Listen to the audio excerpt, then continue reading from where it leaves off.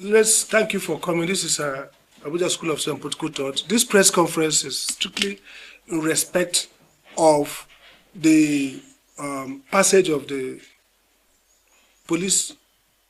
state police bill by the House of Reps.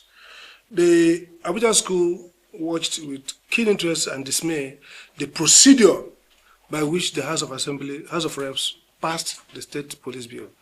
Abuja School has no problem with the National Assembly deciding to pass laws. Of course, you know that the Senate passed executive bill, the House passed another bill that was private member and there was variance. And the presidency now sent a different bill to the House, which they have now passed. But the procedure, whatever the Constitution, Section 9(2) stipulates clearly that amendment of the Constitution must be by approval of 2/3 members. And Section 39 and 40 talks about that membership as membership of those elected. So the number of legislators 2/3 must expressly approve it before it goes to the state for approval of state legislatures. But what happened is that the National Assembly Parliament had first, second hearing the same day, they didn't have public hearing, had a committee, came back, and during the process, the Speaker used voice vote in spite of the protests of minority members who says, no, do the count because it's 2/3 majority. Now, this is very important. The Constitution provides for strict means of making laws. The Supreme Court had, as far back as 1984, in the case of AG Bender or AG Federation, made it very clear that any passage of law that does not have that concurrence of two chambers expressly following the Constitution is null and void. This is important because the Constitution, which is the grand norm of the country, should require at least very clear compliance with the rules. Abuja School views it as very serious because we are in an era of democratic failure across West Africa. And for example, democracy can fail in many ways. Coup plotters is a way of democracy failure.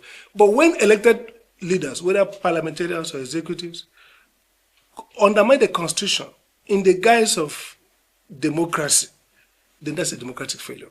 So our concern is that this approach is one of those ways democracy dies, when legislators do not care about the provision of the Constitution. To be clear, the President has a right to amend through the National Assembly, amend the Constitution, provided they follow the rules. And our fear is that we have seen several instances of careless disregard for constitutional provision, and that threatens democracy. I want to call upon the leadership of the National Assembly to go back and do the right thing. It doesn't take more than 3-4 days for them to go clause by clause consideration of the provisions, and then vote, not voice vote, vote. And if that vote holds, then they go to the state support, then it becomes law. We are not against their legislative privilege, but we are saying the reason why we have representative democracy is that each of the parliamentarians represent the people. And when you amend the Constitution that is the grand norm, you have to allow the people's representatives express the yes or no. We don't want democracy to fail. And we are calling on the National Assembly to please, in spite of partisanship, politics, keep the Constitution safe from this level of political recklessness. And that's the message.